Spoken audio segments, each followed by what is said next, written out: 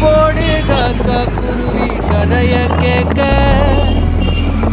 தலைமேல வானம் பார்க்க யார நாங்க கேள்வி கேட்க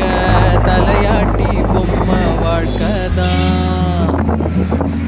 ஒரு குருவி கூடும் சிறு கவிதை பாடும் அட கடத்து வேணும் சின்ன வரப்ப தேடும் அந்த விளைஞ்ச காட்டுக்குள்ள வளைஞ்ச